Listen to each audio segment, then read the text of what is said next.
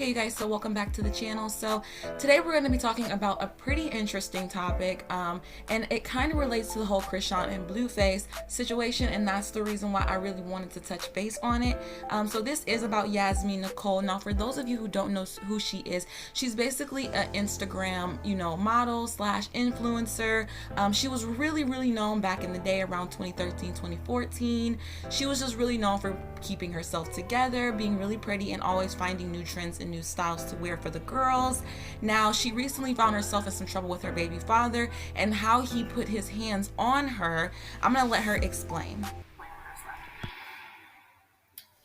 So the second time he put his hands on me, this time it was way worse than the first time. The second time he put his hands on me, I was already kind of disgusted by the first time that he choked me. So one day I dropped my baby off at his mom's house. He was there. I specifically dropped him off at his mom's house because I trusted his mom and I wanted to pick my baby up from his mom's house. So my baby daddy was like, "What are you doing? Trying to call me, trying to get in contact with me."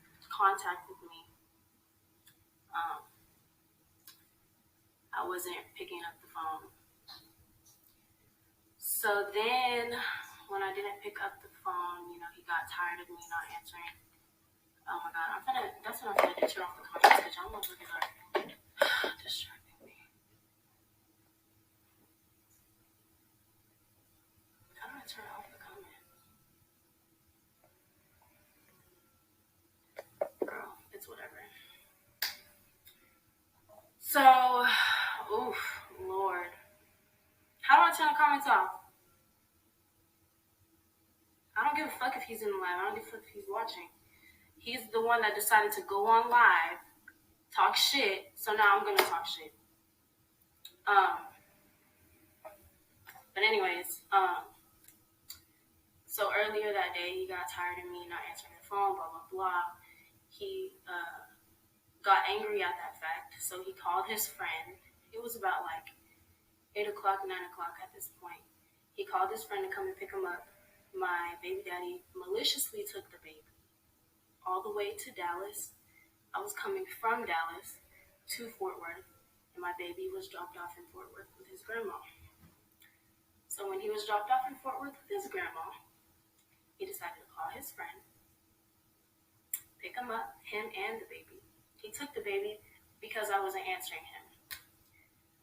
So he takes the baby to Dallas. I'm all the way from Dallas. I come back to Fort Worth. I'm going to have to make a U-turn to get my son. So I'm on my way to go get my son. And I finally get there to the apartment. I tell him to let me in the garage. He lets me in the garage. I can't stop shaking. I have hella anxiety right now. So he lets me in the garage. I go in the apartment door. I'm knocking on the door. And I can hear him through the door like, "Oh, now she answers me. Now she answers me." Saying shit like that. So he lets me in the door, acts like nothing's wrong. I reach for my baby's car seat, and he's like, "I got it. I can take him to the car." So I let him take the baby to the car. At this point, I have no energy to argue with him, to fight with him. I have no energy. So he's angry. He's extremely angry. He's mad. He wants to engage in a conversation with me, but he's being really hostile. And so I was blocking him out. I wasn't trying to hear it. So he's steady asking me, "What's wrong? What the fuck's wrong with you?" Just like pissed off. And I'm telling him, "Get out of my car." The whole time, this nigga is trying to engage with me, trying to see what the fuck. I'm telling her to get out my car. Telling him to get out my car. So after the 50th time of me telling him to get out my car, the whole time he's talking to me, I'm not hearing shit. I'm telling him to get the fuck out my car. Get out my car. Get out my car. Get out my car. Saying the same thing. I get pissed off. It's already 10:30, 11 o'clock. My 4-month-old son is awake. My baby should be asleep. You out here playing with me, taking this baby here and there because you're mad that I'm not answering you. So,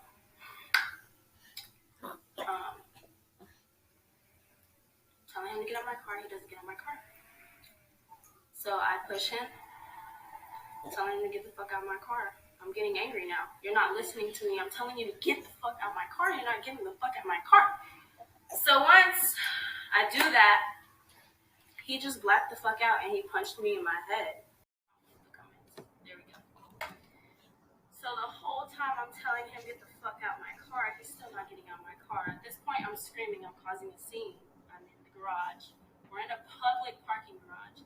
He's looking around and he's like, damn, you're causing a scene. He didn't say, damn, you're causing a scene. I remember him saying it under his breath, you're causing a scene. So once that happened, not only did he choke me and then punched me, he goes and chokes me again. And not only does he choke me again, but he chokes me even harder. So hard to where I stop screaming. So you just cut my circulation. You're choking me so hard to where I can't scream anymore. So at this point, I'm like, damn. This nigga, he did that shit a third time. He put his hands on me a third time. So I remember him when he choked me the second time. He was like, bitch, shut the fuck up. I remember him in my ear saying that shit. And I was so surprised because he wasn't like that in the beginning. He never put his hands on me until I gave birth. So after the second time, he finally strangled me. Somewhere in between there, he took my keys out of my ignition. And then somewhere in between there, he tried to act like he's going to take the baby back. So he tries to act like he goes in the back of my car to get Exodus. He pushes me off. But yeah, so after he chokes me the second time, I'm screaming, still get out of my car. He just gets up and gets out. So after he gets up and gets out, he leaves. Exodus was silent the whole entire time. I was crying my ass off. I didn't know what to do. This was the second time he actually put his hands on me. You know, I would think that he really learned the first time, that I thought he was actually genuinely sorry. But he wasn't. And I already knew that. I already know this type of guy. Like, I've been through shit like this. Once they hit you one time and you don't do anything about it, you don't call the cops, you don't do anything, they're going to do it again. And he did it again. And now, you know, he went to jail, all of that. He's out on bond. He's not supposed to be talking to me. But for a minute, I was letting him talk to me because for the sake of our son, we have a son again. So it's hard, you know. But I'm to a point where, like, if we can't get along, I don't want to do this. So, just saying, like, I just wanted to tell him what happened. You know, why I don't fuck with my baby. I don't want to talk to him. Why all of a sudden I'm not going to speak to him. Like, I've been not talking to him. And the only reason why I even tried a little bit was because he was the father of my son. But this shit's so fucking messy. Like, I hate shit like this. I don't like to project my whole life on Instagram, but honestly, I already posted my nigga on his photos. But everything on the letter. I want to let y'all know, like, if you're going through some shit like this, girl, that shit don't change. That shit will stop for a little bit, but that shit don't change for real. So I'm not gonna have this nigga sit up here and act like I'm keeping his son away from him, which I'm not. I most definitely want him in Exodus' life. You know, that's his dad, and I know he loves Exodus. But as of right now, we just have to wait. We have to go through. And it is what it is. He decided to get on live and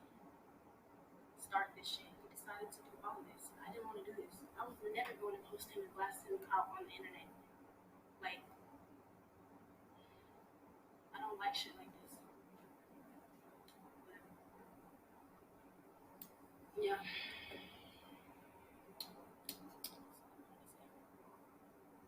Good night. Now, the reason why I really wanted to touch base on this is because it reminded me a lot of the Chrisean Rock and Blueface situation, obviously, because it seems like, you know, this domestic violence thing is really playing a big hand in social media, and I don't want it to become some type of trend that it's okay for you to get in a relationship with a guy who puts his hands on you and harms you in some type of way. And, you know, I really feel bad for her. Now, she did do this live about 2 weeks ago, so I am pretty late, but I just hope that she gets the help that she needs and deserves. Again, we don't deserve anything like this, and if you or anyone that you know is going through something like this, don't be afraid to call this hotline. They are there to assist you. But that is it for this video, guys, and I will see you in the next one. Bye, guys.